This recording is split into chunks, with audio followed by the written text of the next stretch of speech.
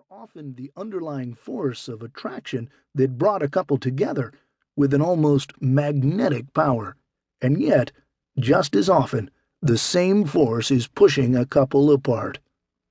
What is a master conflict? Think of it as an unconscious struggle within yourself, like having two politicians inside you arguing about some issue, and you just can't make up your mind as to whom you should believe. The especially tricky thing about this struggle is that one politician is not necessarily right and the other wrong. In this struggle, neither side is necessarily better than the other. But even in those situations when one side does seem to be the more appropriate choice, those two politicians in your head are both scoring points, enough to confuse you, blurring the difference between right and wrong and making it even more difficult for you to make a decision. For example, you may be conflicted about being either powerful or passive in your relationship. Being in charge is gratifying but too much work. Being passive leaves you with little responsibility but too little control. Or you might be conflicted about meeting your needs. Taking care of yourself may feel good but evoke guilt. Taking care of your partner may be the right thing to do, but may also lead to too much responsibility. Trying to reach a compromise with your master conflict is usually no easy task. Why? Because compromise means change, and change usually brings with it the anxiety of taking on the unknown and the depression that comes with a loss of the way things were. But there is good news. These feeling states are usually temporary, so if we can tolerate them, they may lead us to a much better life, one that we never could have imagined.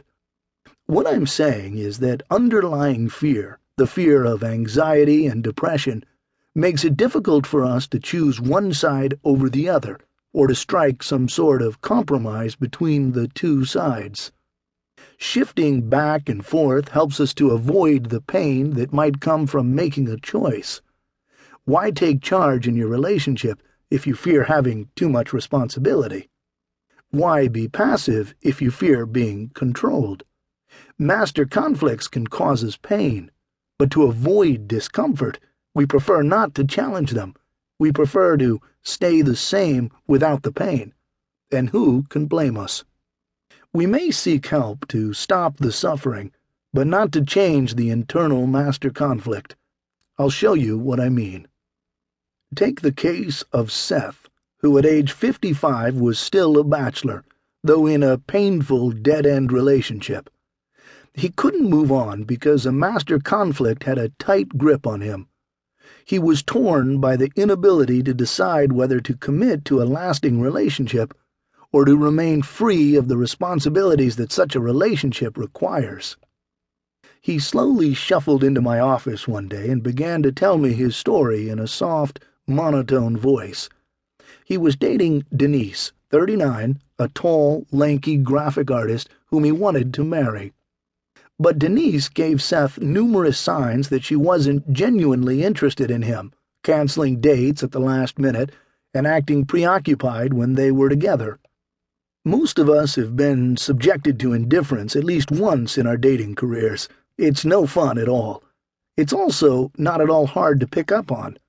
Seth's friends could clearly see the truth. They had told him that they felt Denise wasn't the least bit interested in him, pointing out that she only saw him when she had nothing else to do, and that she refused to have sex with him. But Seth had brushed off their comments. Then, one night, his cousin Barb joined the happy couple for dinner, and afterward she told Seth, "There is no way that girl likes you. My God. She seemed more interested in watching the restaurant television than hanging out with you. Women know women, you dip. Forget about her." That hit Seth hard, and shortly after this he came to see me. As I talked with Seth, I quickly discovered that he wasn't at all clueless about how Denise was treating him. The real problem was that her indifference actually suited one side of his master conflict just fine. He was under the sway of the